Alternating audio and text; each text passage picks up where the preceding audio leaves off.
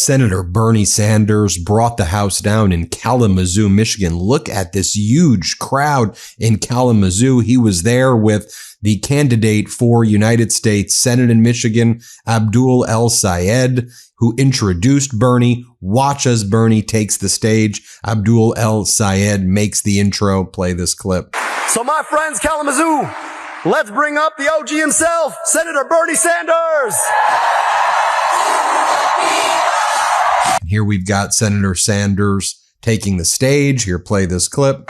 See, the reason, no.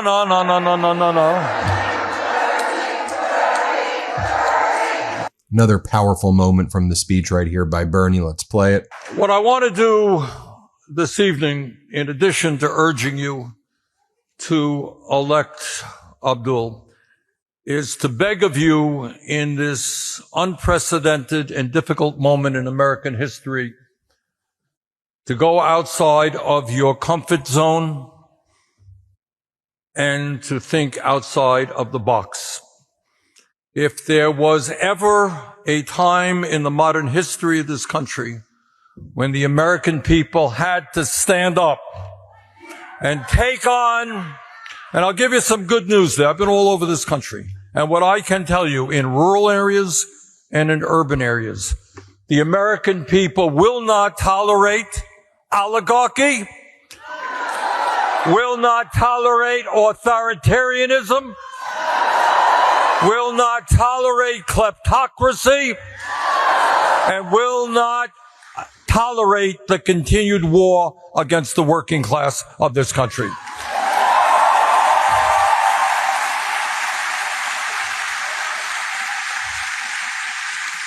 So what I want to do this evening is just talk a little bit about what you're not going to see on your corporately owned TV networks or in your corporately owned United States Congress.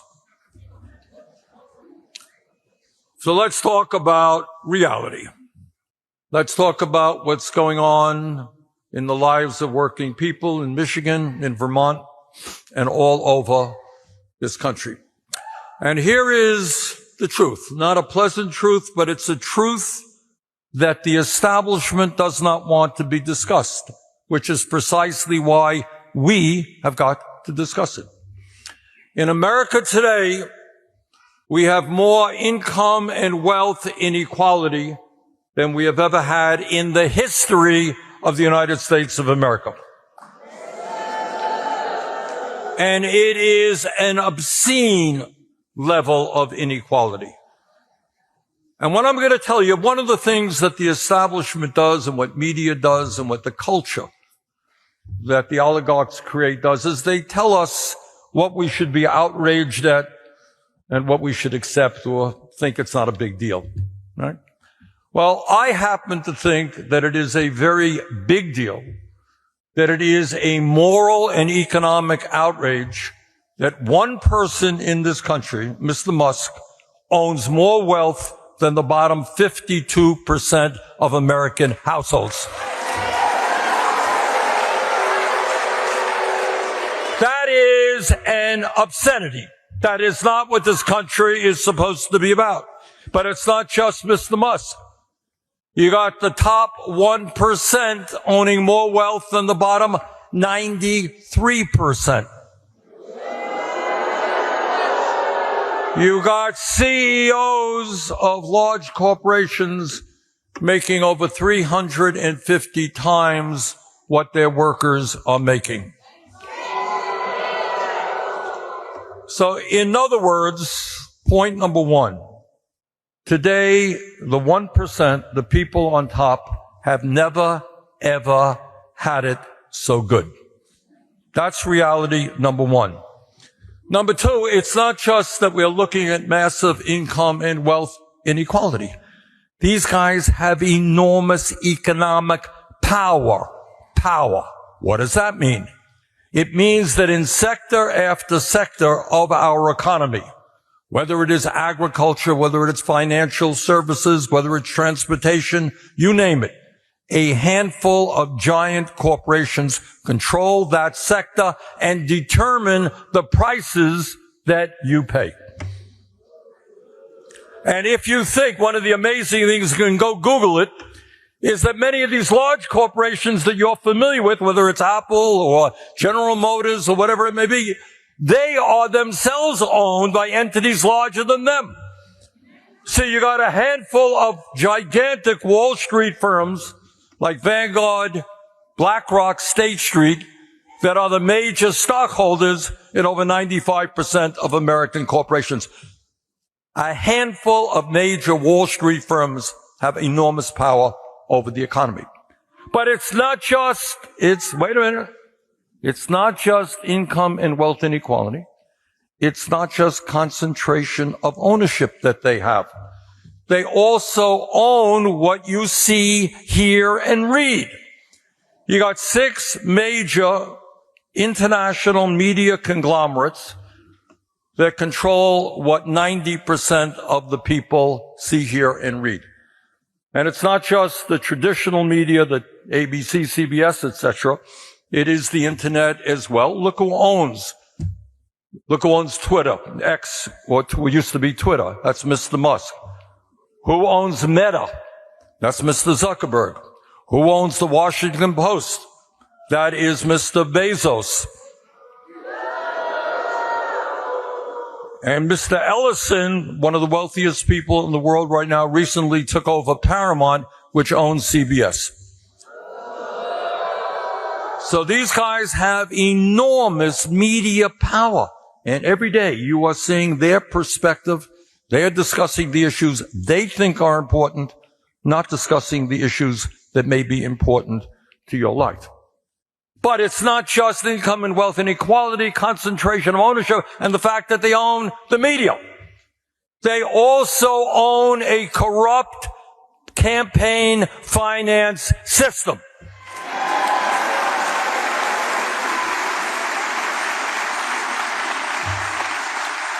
And I know Abdul was just talking about it, but there is no political issue of greater importance than the need to overturn this disastrous Citizens United Supreme Court decision.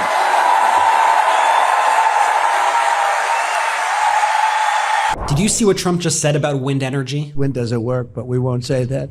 It destroys everything. It looks terrible. It's a very expensive form of energy. And we're not doing wind. We're going back to fossil fuel. So everything he just said is a lie. And Trump is actively hurting American businesses, ruining America's competitive edge in future-proof green technologies, all to give more money to the fossil fuel industry. Let me interrupt this report for just a minute to bring you up to speed on a story that has not received enough attention. Trump has halted construction on a nearly completed wind farm off Rhode Island's coast. This project was about 80% done. Paid for, almost fully ready to go. It was going to power up to 350,000 homes upon its completion next year, and Trump just shut down the project. Businesses are getting screwed, homeowners are getting screwed, and not to mention the jobs on this project he destroyed. Even Fox is calling out the Trump administration for this one. Listen to this interview with Trump's administrator for the Environmental Protection Agency, Lee Zeldin. What's the problem with this wind farm in Rhode Island? President Trump's been very consistent. He's not a fan of wind. This project was apparently largely almost finished. You've got AI, you've got the electrification of everything around us. I mean, we just need power. I mean, why would you take any power offline? Seriously? You're destroying American jobs and innovation and are holding the United States back because Trump is, quote, not a fan of wind? These are not serious people, but they are dangerous people. Our planet is on the line. Our lives are on the line. Our jobs are on the line. Our ability to have power as AI continues to draw more and more resources is on the line. And the Trump administration is shutting down projects that are already paid for just to help protect big oil and coal. They think we're not paying attention, so here's my ask to you. Let me and the world know what you think about this story in the comments to this video. I'm going to be reading all of them. All right, Ben, back to you. Bernie was not mincing words here. Play this clip. As part of his love of the oligarchy, Donald Trump and his Republican friends gave us the so-called Big Beautiful Bill. In my view, that bill is the most dangerous piece of legislation passed in the modern history of the United States. It is a vulgar piece of legislation, and anyone who voted for that bill should not be returned to office.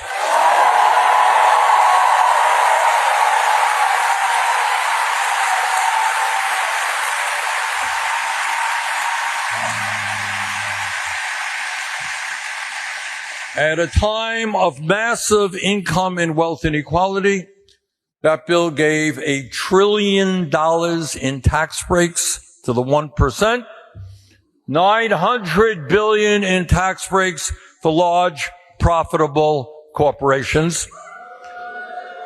Now that is vulgar, but what is even more vulgar is that in order to pay for those huge tax breaks, they cut Medicaid by $1 trillion and cut the Affordable Care Act, the result being that some 15 million Americans are going to lose the health care that they have,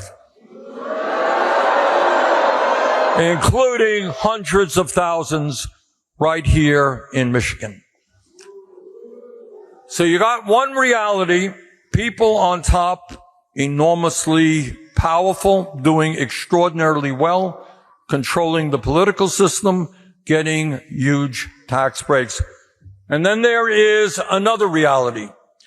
And that reality is that in the wealthiest nation in the history of the world today, 60% of Americans are living paycheck to paycheck.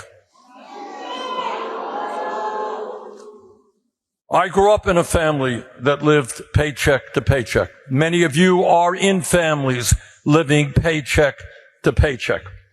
And what living paycheck to paycheck is about is every day undergoing the stress of wondering how you're going to feed your kids, pay the rent, go to the doctor if somebody gets sick, and wondering maybe, when you get old, will you be able to have a few bucks in the bank so you can enjoy some kind of security in your old age?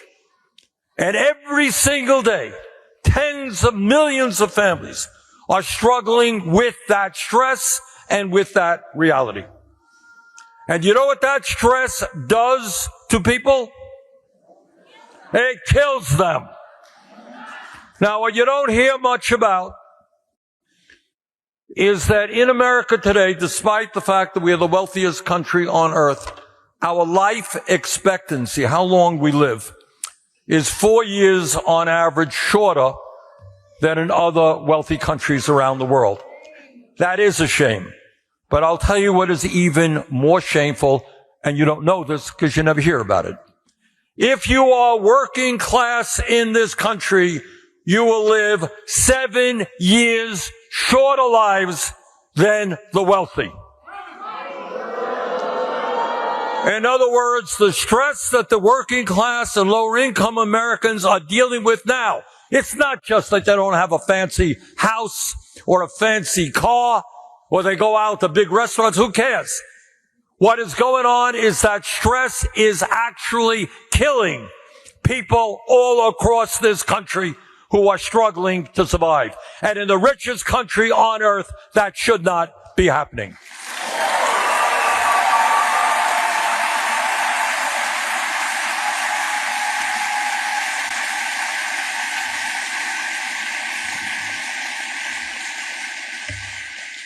So our job, it seems to me, is to do what the American people want us to do.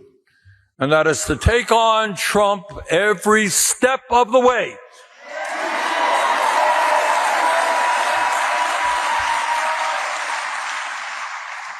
And you can really see this crowd in Kalamazoo was feeling it. Here, let's play this clip of Bernie. When I make this over and over again, I hope I drum it into people's brains. Is in this country, the richest country on earth, there is nothing that we cannot accomplish. Now, if we were sitting in a poor country, if you're in Haiti, in a poor country, and I would tell you all the things that I think should happen, people say, Bernie, we can't do it. We're a poor country. We are not a poor country. And it's time we started thinking big, not small.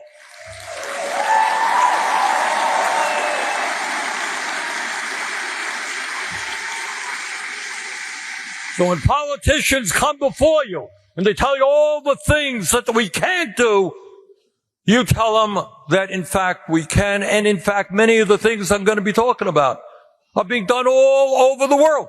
How many of you know that there is only one major country on earth that doesn't guarantee health care to all people as a human right? You're living in it.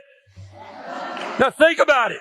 In this country, we have so many brilliant people, so much wealth. How in God's name do we spend more than twice as much per capita on health care as the people in other countries, and yet 85 million are uninsured or underinsured? And by the way, one of the reasons you've got to elect Abdul is he wrote a book on that subject.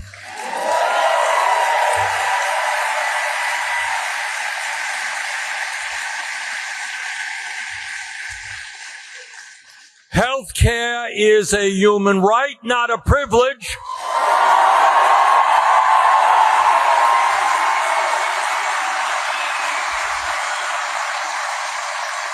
And don't let anybody tell you that we cannot do it. If other countries can do it, we can do it. And in this case, sometimes things cost money. In this case, providing health care to all will not cost any more money than we're already spending, because we're spending an enormous amount of money.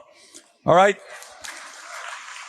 The issue here is deciding whether we have a health care system that guarantees health care to all people, or that we continue a system whose function is to make huge profits for the drug companies and the insurance companies. That's the choice we have to make.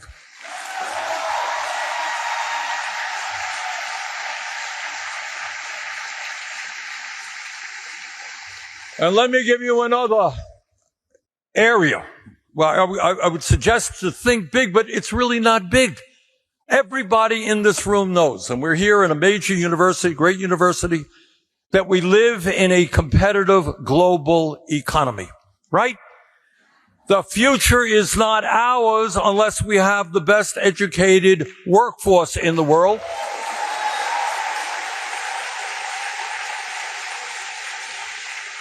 Democracy does not thrive unless you have a well-educated public and critical thinking.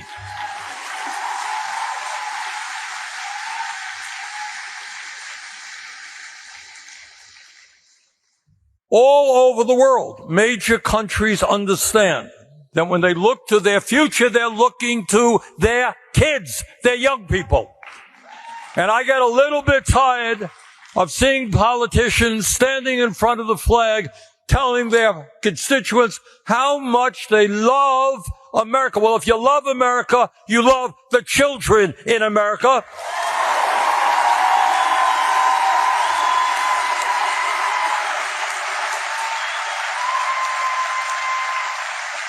And that means you do not have or allow to continue in this country having the highest rate of childhood poverty of almost any major country on earth.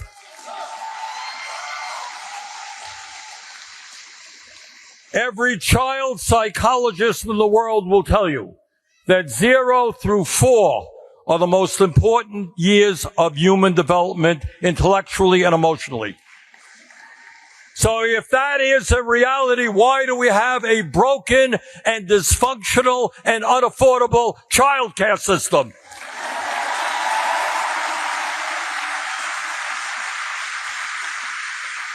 Why are child care workers in some cases paid lower than McDonald's workers? Why do we have an education system where in my state, in rural areas, and this is true all over the country, starting teachers, often with student debt, start off at salaries of $40,000, $42,000 a year? Why is it? Why is it? And this is really quite amazing. 60 or 70 years ago in America, believe it or not, major colleges and universities were tuition free. Do you all know that? University of California, City University of New York, tuition free. How in hell's name have we reverted over 60 or 70 years to a situation where kids are graduating college $40,000, $50,000, $60,000 in debt?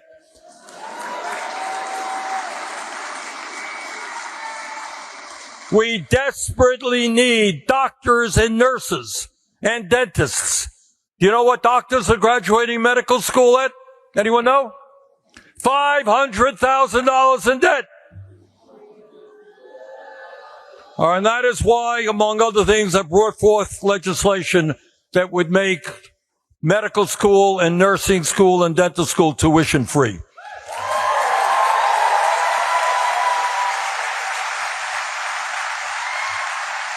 Another powerful part of the speech. Let's play it. Now, this is one clear example where Washington, is way out of touch with where the American people are. This is clearly a moral issue. I mean, this would be a horror under any circumstances. Over 60,000 dead, 140,000 wounded, mostly elderly, women, children. 18,000 kids are killed. And now, starvation of children. It is criminal. Of course it's criminal. The issue here is not only that it is bad, we are paying for the starvation of children in Gaza.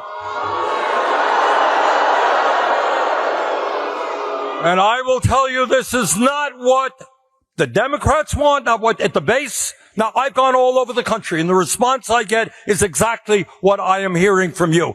The American people do not want their taxpayer dollars going to starve or bomb children of schools.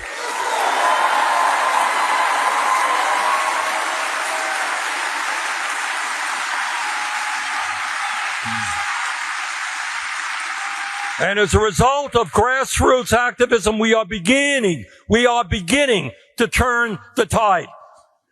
A few years ago, people proudly said, oh, I support AIPAC. AIPAC is funding me. People are not saying that anymore.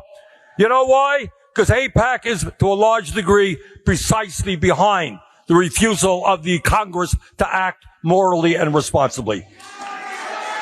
You take a hard look at any candidate who's taken AIPAC money, and you ask them whether or not they're going to stand with the children in Gaza or with big money interest here in the United States.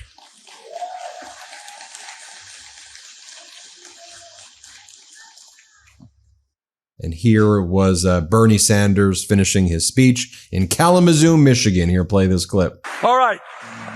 Let me just conclude for the third time. This is my final and absolute conclusion. These are tough times for the country. At the very least, we need to elect strong members to Congress who have the guts to stand up for working people, stand up for decency, and are prepared to take on the oligarchy. Abdul El Sayed is one of those people. Please send them to Washington. Thank you very much.